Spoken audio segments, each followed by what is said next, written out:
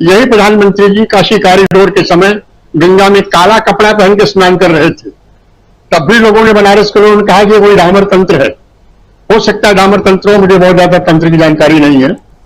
काला कपड़ा पहन कर रहे थे, तो काला कपड़ा जिस प्रकार एक तंत्र में पहना जाता है, उसी प्रकार काला कपड़ा एक विरोध में पहना जाता है। काले झंडे दिखाए जाते हैं, काले कपड़े पहने जाते हैं, और इसको पीयूष गोयल ये कह रहे हैं। और पीयूष गोयल के बारे में तो आप सुन ही चुके हैं, प्रकाश जी बता ही रहे थे, मैं बहुत ज्यादा नहीं जानता। तो मेरा यही कहना, यही कहकर मैं अपनी बात खत्म करूंगा कि निश्चित रूप से आप प्रधानमंत्री जी की बॉडी लैंग्वेज देखिए और उनके भाषण ध्यान से सुनिए, उसको आप स्किप मत करिए, आप सुनिए। मैं सुनता हूं कि उनकी हताशा साफ साफ दिखता है, और राहुल का आत्मविश्वास भी आपको दिखता है। तो जहां भी बोलते हैं, सबको पता है कि 4 तारीख को पता नहीं क्या होगा, एक अनिश्चय की स्थिति है। हमको भी वो अनिश्चय लगता है, आप सबको भी लगता है कि क्या पता नहीं क्या होगा, इस पार या उस पार होगा। लेकिन इस अनिश्चय की जरा सी भी छाया राहुल के चेहरे पे, उनके बॉडी लैंग्वेज पे, उनकी बात पे नहीं आ रही है। तो ऐसे में मोदी हताश न होंगे तो क्या होंगे? जी जी जी, बिल्कुल बिल्कुल। हाँ, एक हताशा है जो हम लिख भी रहे हैं, बीजेपी की बढ़ती हताशा। बीजेपी मतलब सब कुछ, बीजेपी मतलब मोदी जी भी, बीजेपी मतलब अमित शाह भी। ये सब हताश क्यों हैं? और साथ साथ जब हम इधर विपक्ष की बात करते हैं तो एक पे एक बड़े से बड़े दिग्गज नेता विपक्ष में दिखाई देते हैं, इंडिया में दिखाई देते हैं, जिसमें राहुल गांधी सबसे ऊपर आज की तारीख में है। राहुल गांधी लगातार वार कर रहे हैं, लगातार वार तो चलिए बीजेपी पे कर रहे हैं, लेकिन देश को राहुल गांधी पहले से सचेत भी कर रहे हैं। आना चाहता हूं अमलेंदु उपाध्याय जी आपके पास। राहुल गांधी सदन के अंदर नहीं है, सदन के अंदर होते तो शायद कुछ और बात होती, कुछ और दिखता अगर उनको बोलने दिया जाता। लेकिन अब अविश्वास प्रस्ताव पर भी अभी तक देखिए आज भी बैठक हुई, लेकिन कहा यही जा रहा है कि अभी तो 10 दिन बाकी है, अविश्वास प्रस्ताव पे हम बात कर लेंगे। लेकिन यहां से एक अविश्वास प्रस्ताव से भी तो बात निकलेगी जो दूर तलक जाएगी, अमलेंदु उपाध्याय जी। और दूसरी बात, लगातार हम देख रहे हैं कि संजय सिंह जो आम आदमी पार्टी के राज्यसभा से सांसद हैं, उनको निलंबित किया गया है, वो धरना पर हैं। उनके साथ साथ विपक्षी दलों के तमाम नेता धरने पर बैठे हुए उनका साथ दे रहे हैं। कल आपने एक तस्वीर और देखी जब सोनिया गांधी उनसे कह रही थी कि हम आपके साथ हैं। मतलब एक एकजुटता दिखाई दे रही है। लेकिन इन एकजुटता के बीच में प्रधानमंत्री की हताशा, जो बीजेपी की हताशा है, उन सब से इतर अगर देखा जाए तो जरा 4 तारीख को जो कुछ होगा और आज जो कुछ हुआ, ये भी आपसे समझना चाहता हूं। ईडी की बात भी कर रहा हूं कि ये सब मिला करके अगर देखा जाए तो राजनीति को किधर देख रहे हैं आप? जहां आप अविश्वास प्रस्ताव भी देख रहे हैं, जहां आप निलंबन भी देख रहे हैं, जहां आप मणिपुर भी देख रहे हैं, जहां आप ईडी के कार्यकाल को जो अवैध है उसको बढ़ाया गया है, अवैध है तो उसको वैध किया गया है, या क्या किया गया है नहीं पता, ये देश का कानून बताएगा। लेकिन हाँ, कुछ ऐसा आया है, वही हम रख रहे हैं कि उनके कार्यकाल को बढ़ा दिया गया, जो 11 तारीख को अवैध घोषित किया गया था। एक तो राजीव जी, मुझे लगता है कि प्रधानमंत्री जिस तरीके से गारंटियां दे रहे हैं, तो जो इंडिया है उसको भी गारंटियां देना शुरू कर देना चाहिए। पहली गारंटी यही देनी चाहिए कि जो ईडी के डायरेक्टर साहब हैं संजय मिश्रा जी, जब सरकार बदलेगी तो उनके पूरे कार्यकाल की जांच कराई जाएगी। मुझे लगता है इंडिया को एक घोषणा कर देनी चाहिए। दूसरी जो महत्वपूर्ण घोषणा है वो इंडिया को करनी चाहिए कि ये सरकार बदलने के बाद नोटबंदी में जो घोटाले हुए हैं कथित तौर पर, उनकी जांच कराई जाएगी, और जो जीएसटी में घोटाले हुए हैं उनकी जांच कराई जाएगी। ये जो बड़े घोटाले जो है जिनसे देश की अर्थव्यवस्था की रीढ़ टूटी है, इन 3 घोटालों की जांच जो है उसकी घोषणा जो जांच कराने की घोषणा मुझे लगता है इंडिया को कर देनी चाहिए। क्योंकि अब गारंटियों का दौर चल रहा है तो गारंटियों पे गारंटियां दी जा रही, तो ये गारंटी भी दे देनी चाहिए।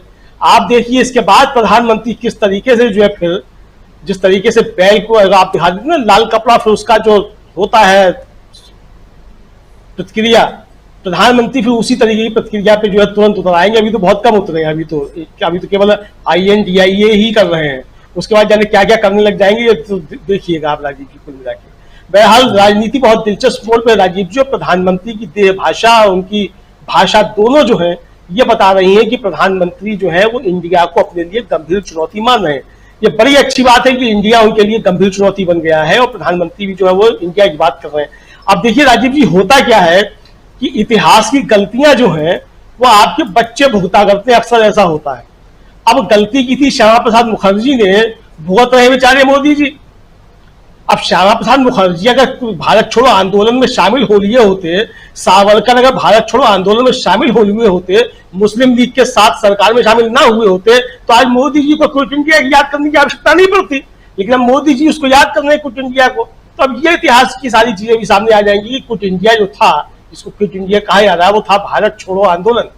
तो वो भारत छोड़ो आंदोलन क्विट इंडिया मूवमेंट था, उसमें सावरकर साहब की क्या भूमिका थी, आरएसएस की क्या भूमिका थी, हिंदू महासभा की क्या भूमिका थी, और श्यामा प्रसाद मुखर्जी की क्या भूमिका थी, इस पर भी अब चर्चा शुरू हो जाएगी।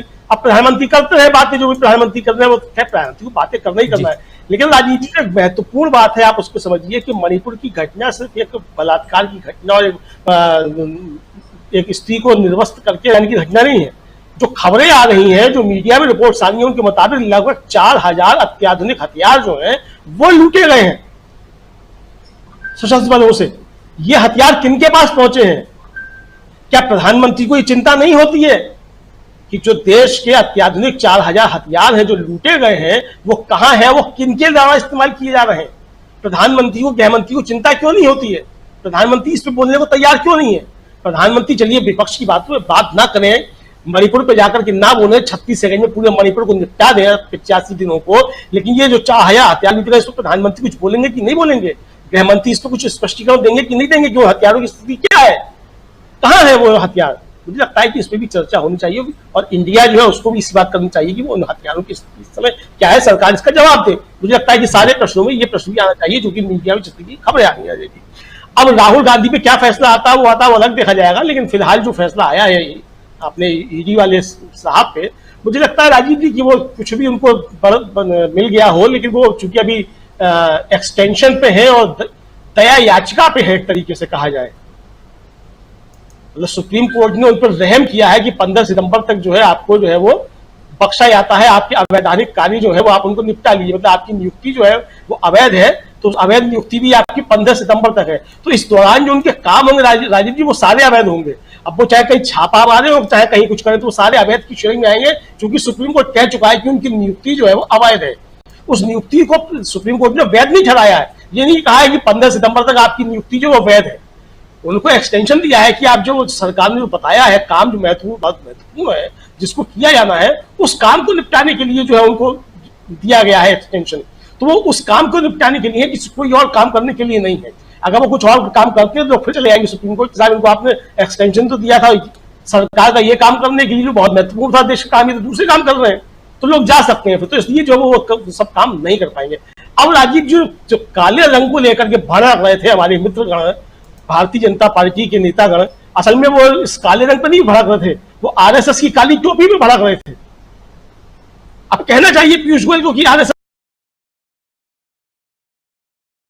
कल से काली टोपी नहीं पहनेगा। मोहन भागवत जी की काली टोपी से आपत्ति है उनको। अब प्रधानमंत्री जाते हैं, पता नहीं वहां भी बताया जाता है ये काले कपड़े जो है लोगों को पहन के नहीं जाने दिया था। अब स्वयं सेवक वहां गणवेश में जाते हैं कि नहीं जाते, पता नहीं राजीव जी, वो काली टोपी पहन के स्वयं सेवक जाते हैं उनकी मीटिंग में कि नहीं जाते हैं, बड़ी संकट है।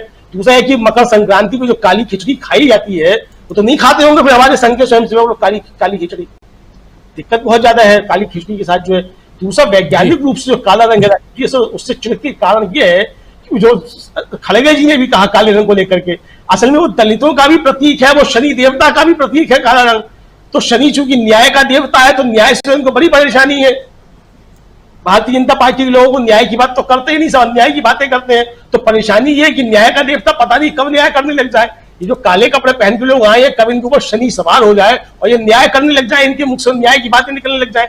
तो काले रंग को देख करके भारतीय जनता पार्टी का बिदकना जो है वो शनि देवता को देख कर बिदकना जैसा होता है वैसा ही बिदकना है राजीव जी, इसके अलावा और कुछ नहीं है। और बस एक जानकारी और दे दूं कि दीपक जी जो कह रहे थे वो मीनाक्षी नटराजन है, मंदसौर से 2009 से 2014 तक जो थी वो लोकसभा सदस्य रही है और इंदौर में पढ़ी है, अहिल्याबाई डिग्री कॉलेज वहां से। जी बिल्कुल, युवा नेत्री थी और राहुल गांधी की टीम की कही जाती थी मीनाक्षी नटराजन। पिछले दिनों काफी दुखी भी थी कांग्रेस खुद अब से, जैसे बाकी लोग दुखी थे। लेकिन इस वक्त कांग्रेस रिवाइव हो चुकी है और आप लोग देख रहे हैं कि युवाओं की टीम भी बहुत मजबूती के साथ कांग्रेस की आगे बढ़ रही है। 3 दिनों का जो कांग्रेस का अधिवेशन चल रहा है, युवा कांग्रेस का, यूथ कांग्रेस का, उसको संबोधित कर रहे थे राहुल गांधी आज, और वहां पर जो उन्होंने बात की है बहुत पते की बात कांग्रेस के हिसाब से, देश के हिसाब से उन्होंने की, जिसका 2 भाग छोटा छोटा आप लोगों के बीच हम रख रहे थे उस समय, और वो भी आपने सुना। एक जिसपे वो मणिपुर की बात कर रहे हैं, बीजेपी आरएसएस की बात कर रहे हैं राहुल गांधी, और दूसरी बात इंडिया को लेकर के कि इतना सुंदर नाम है जो हम लोगों ने रखा है, भारत या हिंदुस्तान जो भी कह लीजिए। और जरूर आप चाहे INDIA कहिए, चाहे आप कुछ और